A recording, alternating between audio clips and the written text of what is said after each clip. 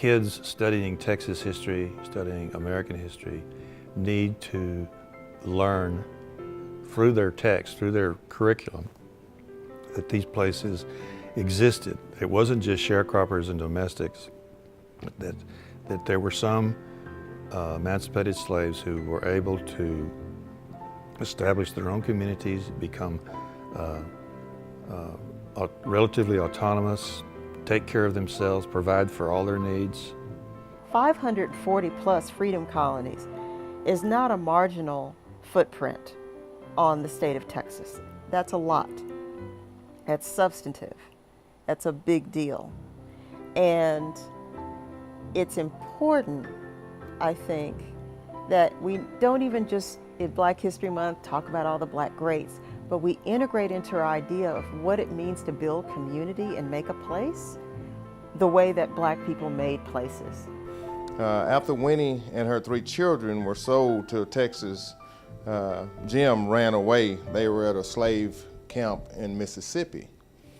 And as we know, the Mississippi River and the Sabine River is between Shankerville and Mississippi. Somehow or another, he had the love strong enough to make the decision to flee from camp. Winnie was sold off, and Jim, he fled. He said, I have to have my loved one. So he swam the Mississippi River and the Sabine River, and he ended up over here with Winnie. And they had some kids once they were together. We had to assume he swam the Mississippi River because, you know, if you catch a ship, a boat, good opportunity back then, good possibility you were going to get turned in. So we assumed that he swam the Mississippi River. And I've been across and to the Mississippi River several times in my lifetime. And man, I didn't know a Black man could swim so good.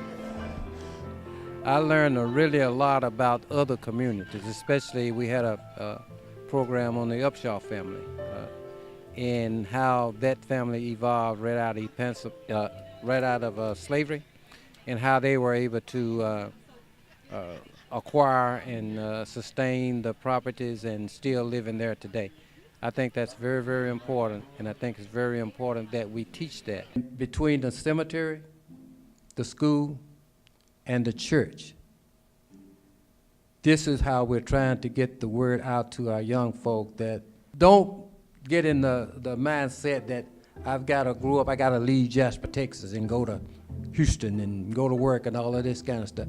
Let's start concentrating on some of the things that we can do to keep our young folk at home. As I can remember back, like I said, back probably when I was 5 years old, which was probably back in 1959, 1960, they had houses all in these woods. We had my grandpa named Pate Shanker, we had Henry Shanker, Hardy Shanker, we had Floyd Shanker. Those are some of the ones that I can remember, but they all are deceased now. And the issue with me is all the offspring seem to have left Shankerville. Well, unfortunately, there's not quite enough industry around to make a good living. As I say, I left here, but I've always had ties to Shankerville. And I want to go back and tell you from a childhood what I know was going on here in Shankerville. When I came through, there were homes. There's this highway, like Larita said, it was a dirt road at the time. And you'd get this right out the rain like now. It's some of these hills, clay hills, you couldn't make it up it by yourself. You know, we'd have to get someone to pull you out and that kind of thing. And so it was pretty rough back here in Shankerville trying to make it, you know, to all your events and different whatnot. But we've come a mighty long ways. We had, during my high school and childhood before I left, we had about 4 families that really formed. Brother A.T. Odom formed this place here. We formed Brother Willie Pate Shankle, which is my mother's brother. He was one of the young deacons in this church right here. His father, that was during their time in the late 1800s, where they upgraded this church and put the paneling on the walls. Man, they used to have windows big as that door in here and walls flying around in here every time you come in here, because it had holes in it here and there, knot holes from lumber and all these kind of things. But I lived that, and I thank the Lord for it. Brother A.T. and Addie Odom had this place right here, and as he got older, he quit farming it, and my dad took it over. All this out here, this hayfield, this whole place over here, we formed that, and you put those two places together, and we had another field up the road here that size, and then we had the truck patch at home. Everything had to have a productive crop on it every year, and that's what of course, I come from a family of 11. And, you know, with limited industry around here, my dad had, you know, I think that was his strategy. Have a lot of kids so we can raise a farm and help us provide. But anyhow, it worked. It worked well. It was a good strategy because all of us learned to work. And that's part of the problem I see in our society today. We have a lot of smart people, book smart, but it's not many that learn what it takes to make something happen. We can start forming some little groups to get youth involved, some mentorship programs, get them involved in 4-H, FFA, or something like that, to get them close to working with the land. I am pretty much committed to the dirt as far as our property is concerned back in Jasper County. We set up initially a mentorship group. We co-sponsored a mentorship group. Started out with just young boys. And we started talking to these boys about preparing themselves for college. Shortly after that, we set up a 4-H club group. There's not another black one in Jasper County. Is it, Fred? Not another black 4-H club group in Jasper County. So we kind of merged these two groups together, boys and girls.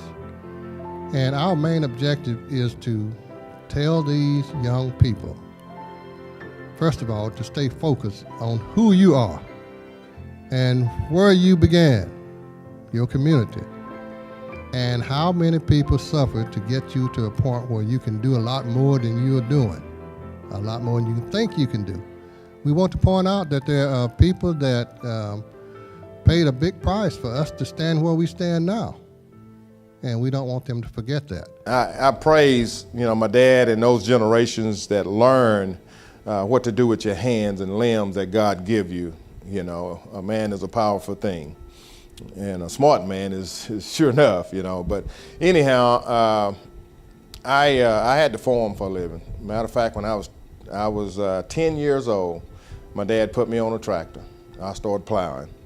The most embarrassing thing, I think, one of the most embarrassing things I've had in my life was all my classmates pass on the school bus, and I'm on the tractor that morning when they go to school, and that evening when they come back, I'm still on that tractor trying to get it done because Daddy wasn't letting up.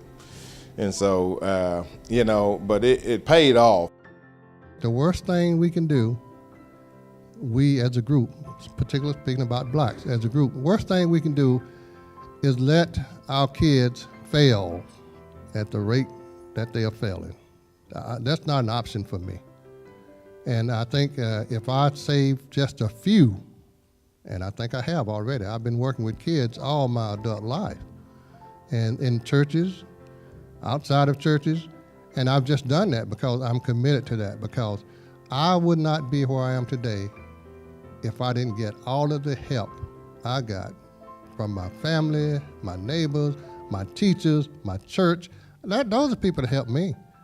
When I finished high school, same for Fred, I'm sure. When I finished high school, it was not about me. I knew that the community expected something of me. So I said, I'm not going to let down, first of all, my community, my mom and my dad, my Sunday school teacher, my high school teacher. I'm not going to let them down. I have to do something. They expect me to do something. So that's what we're trying to teach these young boys and girls. And oftentimes, if kids know what you expect, they're likely to come through.